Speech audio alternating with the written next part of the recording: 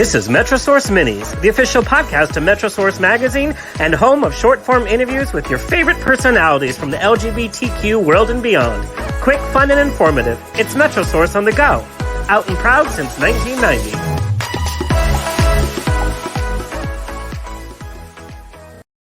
Hello. This is MetroSource Minis. I'm your host, Alexander Rodriguez, lead writer for MetroSource and avid podcaster. Thank you for being a friend. Okay, now we've all had these discussions as to which Golden Girls we are. Me, I'm the Blorothy. Of course, that's Blanche and Dorothy. And on this episode, we chat with TV sitcom writer Stan Zimmerman, who, as a newbie in the industry, was a writer for season 1 of the Golden Girls. Stan has worked on many television series, including season 1 of the Golden Girls, Fame, Something Wilder with Gene Wilder, Roseanne, Wanda at Large, and the highly successful 5th season of Gilmore Girls. And besides writing and producing many television pilots, he and his writing partner James Berg rewrote the Emmy and Peabody award-winning Annie for ABC. They've also written for film, including both Brady Bunch movies. And Stan was featured in our latest episode, or latest issue of MetroSource. Grab your copy today. Please welcome Mr. Stan Zimmerman. Hi. Now, I can't say your name without saying it like Stan Zimmerman, like I'm some Jewish talent agent. You just have to say Jewish. I'm sorry to say, but that's just, I think we should lean into it. And you can be a Jew for a day. How do you like that?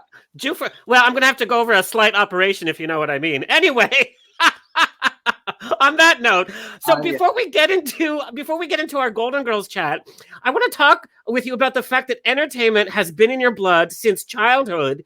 You used to have a network in your basement as a kid. What's that about? It was actually my bedroom. I in my basement, I was doing the roller follies, which is like the ice follies, but on roller skates, which I thought was a brilliant idea. I don't know why nobody's done it yet. There's still hope. In my bedroom, I had created a 4th network. At that time, there were only 3 networks, ABC, CBS, and NBC. So I created a new network, and I got the idea. I saw something about Hughes Corporation, and actually there's HughesNet now, which I should own part of. But yes. I made it into the Hughes Television Network. I created my own logo. I made the ads. I literally programmed 7 days a week against the networks that were already had their shows. So if there was a great performer, like I was in love with Lily Tomlin, still am, I felt she deserved her own half-hour variety show, right? I mean, at least a half hour. At least. She could have had like a week of shows. I didn't care. Because I loved her variety. She had these variety shows she would do occasionally. And so I gave her her own weekly hour comedy special, a comedy series. Or if a series got canceled, I would bring that on. Or if I saw, like a movie, I thought, oh, that'd make a great TV series. Or just crazy ideas that I would have. And so you've always had this. And so you've always had this mindset, understanding how TV networks worked, but also what kind of shows that you ascribed to and kind of inspired. And you did little acting, dancing work. You were on stage on Broadway dancing behind Rudolph Nureyev with the Joffrey Ballet. And first of all, it's Nureyev. Oh, well, I like to make my own pronunciations. Yes, or Rudy if you're really Rudy. Yeah, there you go. And also, if you glimpse very quickly, you're in a few movies, such as Cocktail you're in. What happened to your performing? I thought you were in Cocktail. Risky Business. Risky Business. I knew it was a Tom Cruise where he's sweaty and young and gorgeous. I knew it was one of those. And we had a scene together. It was filmed walking down Larchmont here in LA, which kind of looks like Chicago suburbs. Yeah. And, I had met him before when I was casting in New York. So, of course I had to bring that up, and we had a special bond, and he was great. A really sweet guy. Yeah. I was working in a casting office in New York City, and he came in and he had just finished Taps, which was his first film. Yep. So he had that beautiful, like, no hair, brush cut. Yep. Mm-hmm. Yep. I know you're all excited. And so are the viewers. And he was literally bouncing off up and down on the couch, so it wasn't just on talk shows years later. I saw it first. And you just couldn't help but love him. He was just in love with the business and just a cool guy. So I did a lot of extra work. I was in Woody Allen's Zelig. Yeah. It was just to make money. It was, you're a starving writer, and you just need everything you can to survive and to eat. So I kind of did that in the beginning, and I thought I'd be an actor. And I just acted last October with Hari Neff, Wilson Cruz, Blair Underwood, and Vanessa Williams. I mean, that's a pretty good gig. I was okay, just breathe and do it, you know. And Yeah. I had written the script, so I was rewriting, and then they're like, rewrite this line. All right, now we're filming it. I'm like, wait, you know. But I was playing basically myself and telling my story of my friend that died by suicide. So it was every time I would start to get a little nervous, I'd be just tell it for Kevin, just focus on that and tell the story, and then you're looking at Vanessa Williams, and you know you can't help but be pulled in. Well, and this project of yours, a lot of big names have performed it, been involved with it. As we know, suicide, unfortunately, is a big part of the nation's problem, and especially in the LGBTQ community, and especially during COVID. Being personally involved and having this huge theater project, what would be your message to somebody that might be having suicidal thoughts, especially during COVID? I come at it, I'm not an expert. I'm not a doctor. I don't know anything. I'm just going to talk from the heart. It's about, nobody wants to die. It's that they don't want to feel the pain. Right. So to think about a world where you don't feel the pain and that death is not the answer to that problem, is to figure out that there are other solutions and to live for what's around the corner. So my piece actually has humor in it, because I'm in it, and it ends on hope.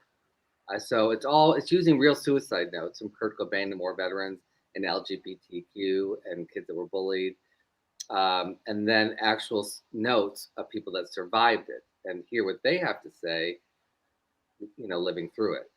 And it's just been such a learning experience for me, and it's something I want to be performing every week. It's just when I see its effect on people of all ages, I really want to keep doing it more. So I'm hoping post-COVID, I'll be able to go out into different communities, either with them, like I did in Claremont with the high school. I did with high school students and me on stage and some teachers, or just letting the world do this play. All right. On a happier note, let's talk about another project of yours. Let's talk about another project of yours that has touched so many lives. So you're a young writer in Hollywood. So this, I found out where it's from. It's from zborniesnovelties.com. They made this beautiful T-shirt or hoodie with a line I wrote that Bea Arthur said. It's one of my favorite lines. So I had to guilt them into sending me one. But now I have it. What's the line, Mr. Stan Zimmerman? No, I will not have a nice day. And it's Bea Arthur said it. So sometimes you just, and we did quote it in the magazine in that beautiful article. I just showed it to my mother. You made a Jewish mother so proud. Oh, she loved the article. Good. Well, it was so much fun writing it and getting to know about some of the earlier days of Golden Girls. We look back at Golden Girls and it's this huge anthology in TV history and then in LGBTQ history as well. But I want to know, as a young writer, how did you find out about the Golden Girls job? How did you audition, or how do you submit as a newbie in Hollywood? And how did you find out that you got the job? It was pure casting couch. I had to sleep with all four of the ladies. If you ask me who is the best, it was Estelle, wasn't it? That's why I will always be a Sophia. Yes. Yeah. Well, she was shorter, so no. Okay, I'm not going to go down. Oh my Lord! You bring it out in me, and I'm not. I know. It's just you. We had gotten off our first series show. We were doing just one-offs on different series, like we did Fame. We did an episode of Fame that Janet Jackson was on, and it was her first music video. How do you like that? Yeah. And so I take full credit for her career.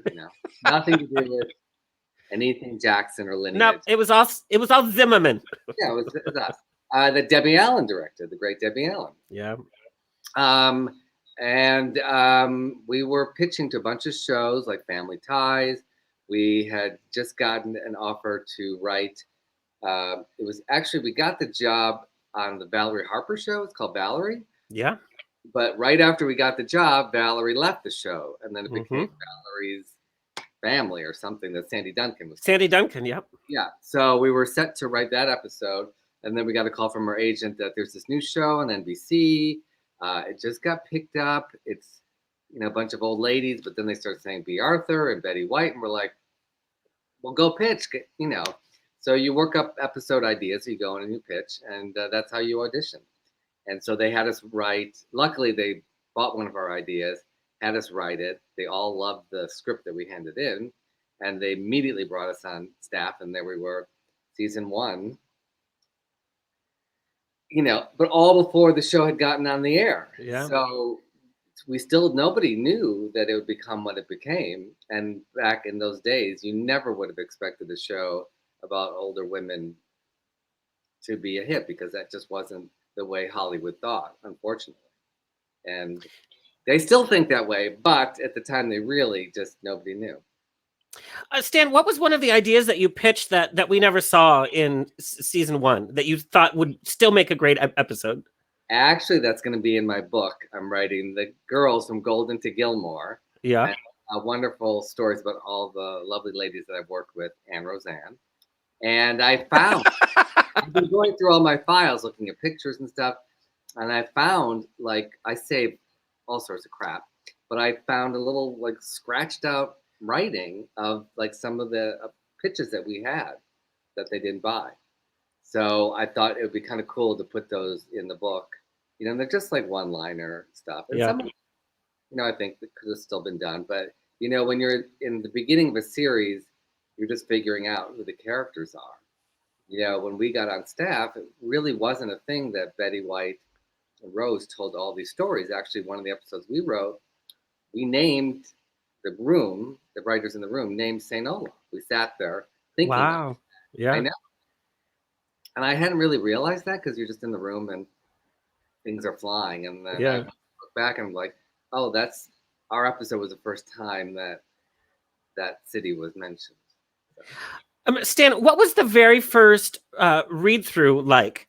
Episode 1, it's the pilot. It's we weren't there for the pilot. Oh, so okay. We came, I guess, for our. I have to look back on the records whether we came on staff before they filmed ours. I don't remember, but we were so scared, because you just go. It was this big room, and there's all of a sudden Bea Arthur walks in. It's Bea Arthur. It's like, wow. You're with the long coats and things. And I'm like, oh my God, don't look at me. I was so scared. And there's Betty White with the George Washington hair, and that doesn't move. That was the one joke I really wanted to get in there, that she had, her hair was like George Washington. Because it was shaped. It was, It's like Lego hair. Yeah, and it never moved. So they thought that was, you could, I guess, talk about Dorothy's hump, but you can't talk about Rose's. So we didn't say anything. I think they introduced you at the beginning of the read through and just said the names, and I could tell Bea Arthur's looking off those. I mean, and I looked probably 12 years old then. And I didn't know till years later that she was not happy when she saw how young, and I think it was me and Jim, because we looked super young. Right. And at first she was like, how are they going to write for a bunch of old ladies?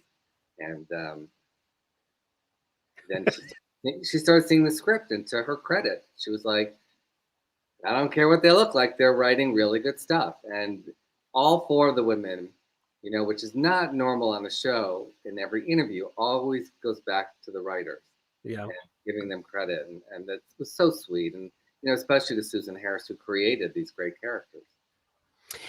Stan, I want to talk about the LGBT climate during that time. We're talking about the 80s, and there's generations that watch Golden Girls that have no idea what the actual climate was behind the scenes.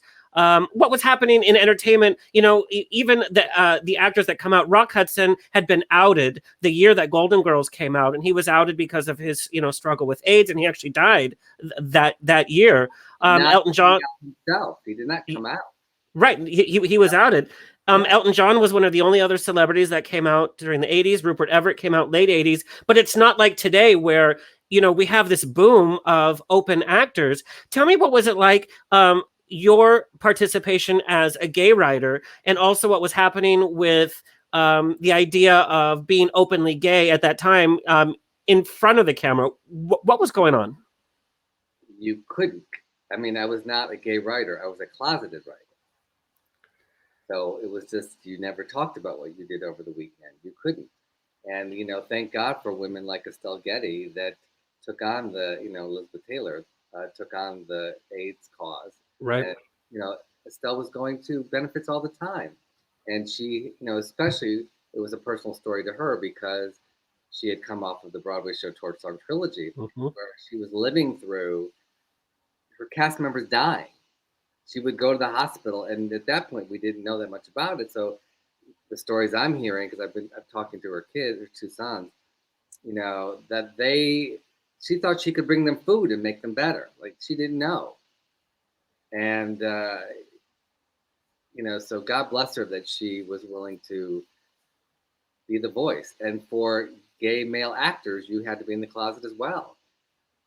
It was, so they couldn't come out. So it was up to women to kind of be the voice and raise money. And thank God, so many entertainers, female entertainers, did these benefits and raise money.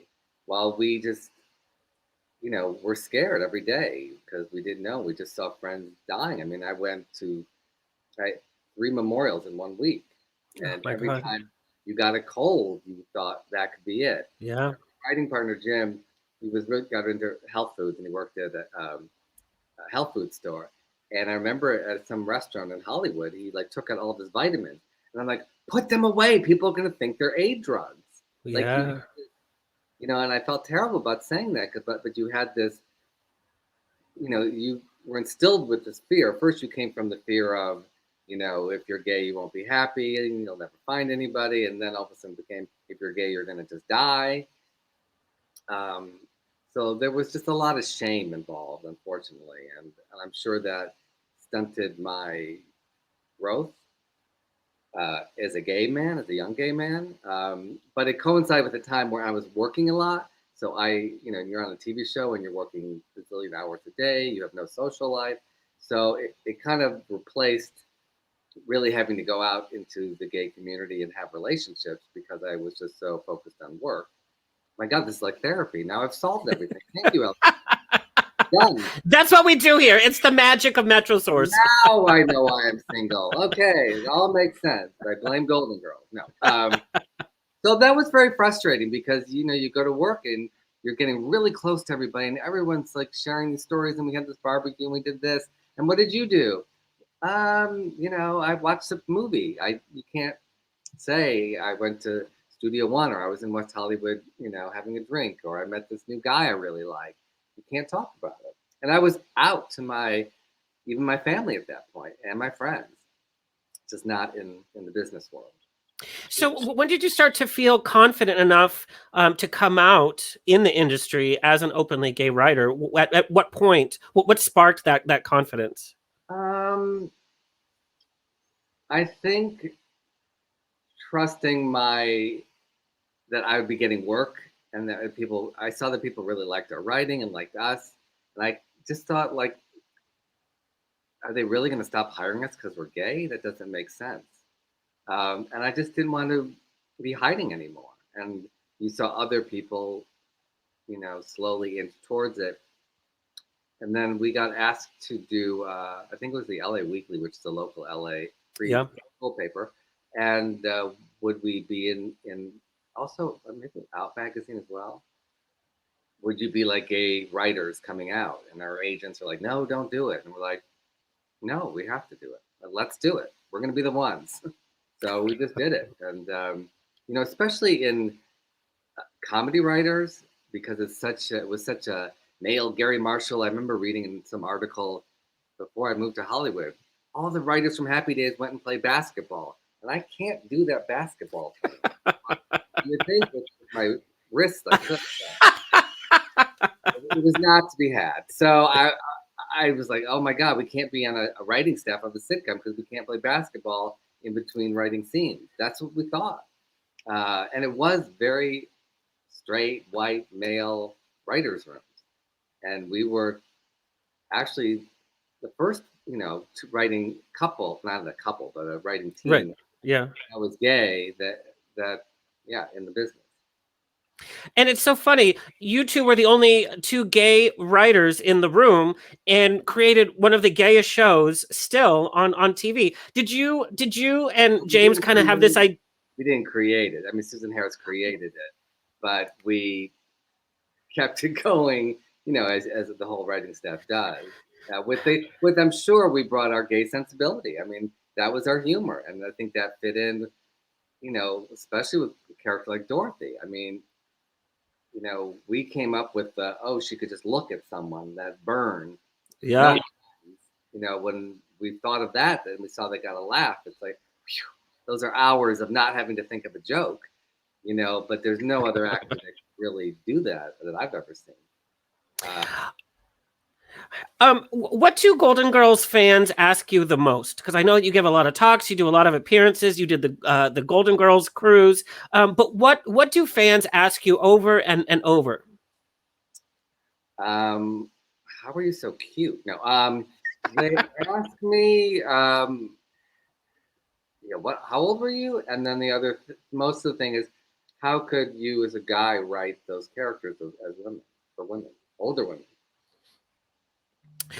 Now, which is one of the favorite lines that you wrote for the Golden Girls that you're like, damn, that was a good line and I love it. It's still this one. The most poignant is Rose's mother says, "Stopping me from living isn't going to stop me from dying." I love that line. I absolutely love that line. When we wrote it, we're like, I don't know, it's kind of heavy for a sitcom episode. And God bless them, they were just like, that's just stayed in. It was, we got nominated for a Writers Guild Award for that episode. So it really taught us about that being real and blending. If it comes from character and it's truthful, you can go from something serious to something funny, which we were able to do on Roseanne as well. Well, and that episode, particularly with Rose's mom, is also Blanche and the Younger Man, which is so hilarious. Whenever my friends go on a date with a younger man, I duck à l'orange. Yeah. When he lifts the table. Yeah. Oh my God. When that actor came on set, I'm like, whoa, good casting. Yeah, he was hot. Ooh, girl. Now, you stayed around for season 1. Did you watch the show after you left? A little bit. And, we were bitter. And so I looked on it and more because I was friends with Estelle. And so we would talk stuff. And then so, she would bitch to me about the show. And, just curiosity. And I did love the cast. But then I saw, as good as the writing was, it just kept repeating. They didn't grow as characters. They kind of stayed the same, which is not any fault of the writers. It was back then because when they sold the show in syndication, they could move the episodes around. They called them evergreen. So they could be placed in any ways, where it's very different. Now you see shows that are serialized. So like when something like Roseanne came along, we're like, holy fuck, like that, we got to write for that. Because it felt more like real life that people grow and change. And whereas Golden Girls, like by season 5 and 6, I mean, completely hysterical, but I wanted them, to just get a little deeper, and it was just not that kind of show. Now, Stan, do I have to wait for your book to come out to find out why you didn't stay with the show? I've got some juicy stuff in it too. Oh, God, I can't wait. Okay, speaking of... Yeah, so there was a whole rivalry between, we wrote a script and Whit Thomas had a friend of theirs write a script and hers was rewritten or wasn't. That's how we got on. But then I have some juicy stuff. Dealing with Silver Foxes and Susan Harris, who created Golden Girls, was not happy with people in the media calling it a reboot or a remake of Golden Girls. And she let us know under no uncertain terms. Yeah. So wow. I'll be talking about that too. And for our listeners and viewers, check out the article with Stan in MetroSource, metrosource.com or on newsstands, because we talk about Silver Foxes, which is Stan's script, and you can probably describe it better than me. Well, it's 4 older gay men. I mean, 3 older gay men and 1 twink. They don't even know his name because their friend Jerry keeps changing twinks like he does his cars and leases them. And living in Palm Springs, and it was the idea came from a documentary that we saw, which I didn't know about, that a lot of LGBTQ members go back in the closet when they go into assisted living, because a lot of those communities are not friendly to our community. And the thought of somebody, finally be coming out and enjoying their life, and then in your later years having to go back in the closet, we thought that was such a great base for a show. Well, and that is definitely a fact. There's the Stonewall retirement home now in Palm Springs. It's right when you go in, and I took a tour of it, and it's LGBTQ community, because just like you said, they were turned away from other homes. There was nobody to help. There's not the assistance that there is for openly gay. And so they were going back in the closet. Their families were not taking care of them because either they had come out. And it's kind of an isolated life. And it's so sad to have a full, vibrant life as an openly gay person and then to go back to a restricted way of living. So definitely what I learned is that, we need to be talking to all generations of our LGBTQ community, and shows like Golden Girls kind of open those conversations up, because we feel like we're best friends with Blanche, Dorothy, Rose, and Sophia. And it's the same kind of relationships we can have with people in our very own community who exhibit those same behaviors, by the way. And still have sex or everything. I mean, every feeling and emotion, but I still see so much ageism in this world, and it somehow can still be the butt of jokes. And everybody has feelings no matter what age you are. So and especially now there's in the Asian community, there's a lot of violence towards older Asians.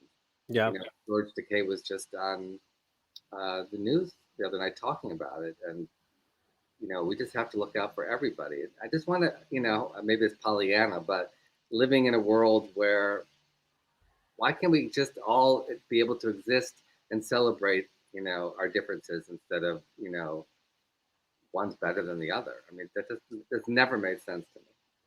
Well, I have to tell you, as a fan of your writing, whether it's your TV work, your movie work, your web series work, and your onstage work, by the way, everything that you write does have this positive energy to it. And even you have fun with different personalities and what we would call nasty personalities. But at the end of the day, everybody has this kind of gentle quality to them. And there always is that message of, we're all in this together. And you do tell people stories from all walks of life. But it's always quintessential Stan Zimmerman. Thank you for always being so supportive. And I hope the world is receptive to me continuing to tell stories, because I just love doing it. All right, so telling stories, I just have to know, Bea Arthur and Betty White feud stories, true or false? Do you think we're going to see a Ryan Murphy feud season? If he doesn't let me write that one, I'll fucking right. tell him. Yes, I'll text him right now. And I knew him back in the day, so Nip Tuck. So I know where this. No, I don't know any skeletons, but I would love to write that one. I'm going to address some of that in the book, but also more because I was friends with Estelle. So how Estelle fit into, I just heard from her side of it. Yeah. Okay. All right. Okay. A little rapid fire. Are you game? Okay. If you had to write a spin-off series for one of the characters of Golden Girls, who would it be for? I don't know why I say Blanche. I would love to have seen like a pre-Blanche, like a prequel. Blanche, in the South, and what she was all getting into, Yeah, for sure. Okay, which lead actress from the Golden Girls was your personal favorite? Which I think we kind of already know. Estelle. Yeah. What's one of the most extravagant things you bought with your Golden Girls writer money? Because you were a struggling writer and then you had an income. What did you buy that was so ridiculous? Did I have my house then? I might have bought my first little house. Yeah. Okay. All right. What would the name of your biography be? Well, I'm writing it. At first it was going to be called, when I was like just in New York and starting out, it was going to be called I've Seen a Lot and I Don't Like It. I do like it, so I can't use that title. I mean, there's things I don't like, but I just, I live more positively, I guess. Yeah. So, and you had Harry Lopez, right? On one of your shows? I don't think so. I've interviewed a lot of Latinos. We all look and sound the same after a while. We all have the same names. The life coach? Oh no, I've not had him. No, but we're social media friends. Oh yeah, he said something really wise. He said, "You're never wiser than you are today, and that's why you should wake up with the joy to live." And I was like, "That's such a smart way to look at things." You know the most you know today, right now. Yeah, that is very true. Okay, you have to cast Dorothy in the major motion picture of the Golden Girls today. What actress are you casting? Cher. Oh, that's good. At the height, I kind of would love to see her with gray hair. And I would love to see Bette Midler as Blanche.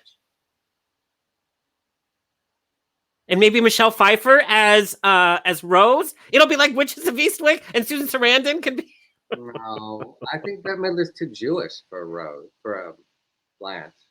Really? Well, she can act, Stan. She can do accents. She's adorable, and I love her to death. But yeah, no. Couldn't we age her up and have her be Sophia? Probably. I mean, in today's Hollywood, anybody can play anybody. Yeah, Emma Stone is Dorothy. What the hell? I like her, but come on, It's like 3 actors work, and 2 of them are Emma Stone. Yeah. All right, Stan. Tell everybody where you want them to find you and follow you. My address, ZimmermanStan.com. And it's everything. And there's fun little pictures. There's bio. And you have to check out Stan's theater work as well. He was responsible for a very controversial version of The Diary of Anne Frank, incorporating all Latinx actors that was covered on CNN and many, many news outlets. And his web series. And Rockinell. Thank you. Yeah, and Rockinell. And Stan's web series star every favorite actor you've ever wanted to see. And it's a joy. Stan, I love talking with you. Talking with you. Love to your mom. And I will see you in person very soon so we can actually clink some glasses. Yes. All right, Stan, thank you so much. This has been my chat with Stan Zimmerman. You can read my in-depth interview with him in our current issue of MetroSource on newsstands across the nation or on metrosource.com. And that's your episode. I'm your host, Alexander Rodriguez, lead writer for MetroSource. You can follow me on Instagram at AlexanderIsOnAir. Until next time, stay true and do you, boo.